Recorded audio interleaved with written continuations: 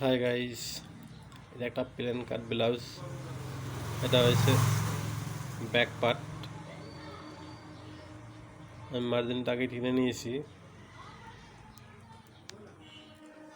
তোমরা এটা দেখতে পাচ্ছ, এটা হচ্ছে পিছনের ট্যাকিং। এটা হচ্ছে ভি গলা হবে। এটা হচ্ছে এখান থেকে বগল, আরমোল।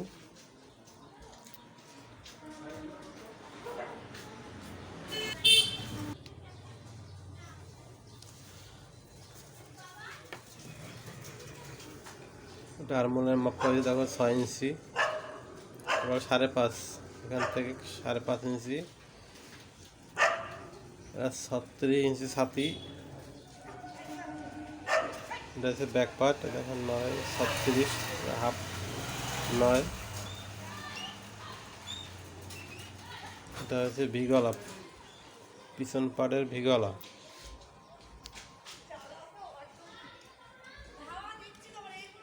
কেটে নেব।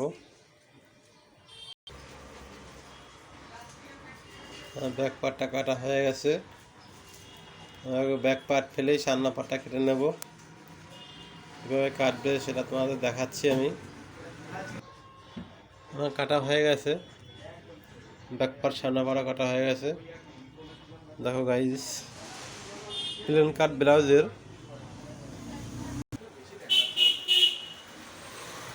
সামনা পার্ট ব্যাক পার্টের থেকে 1 ইঞ্চি করে বড় আছে। দেখো দেখো, এটা হচ্ছে পিছন পার্ট, ছোট আছে।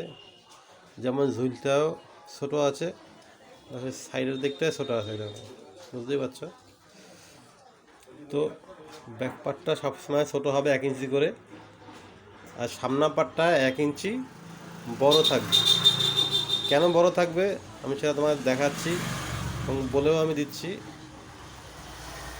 তোমরা মনোযোগ দিয়ে সম্পূর্ণ ভিডিওটা দেখো, না দেখলে বুঝতে পারবে না যে কেন তোমার ব্যাক পার্টটা ছোটো কাটতে হয়, সামনা পার্টটা বড় কাটতে হয়। এটা আমি সামনা পার্টের দাগগুলো দিয়ে নিয়েছি।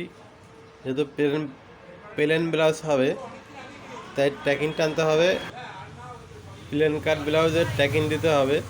তাই আমি ট্যাকিংয়ের দাগগুলো দিয়ে নিয়েছি। এগুলো সব ট্যাকিং হবে, 4টে করে ট্যাকিং হবে। এদিকে একটা, এটা হবে মিডল পয়েন্ট। এখান কাত থেকে মিডল পয়েন্ট আসছে তোমার 9.5 ইঞ্চি, 36 ইঞ্চি বডি।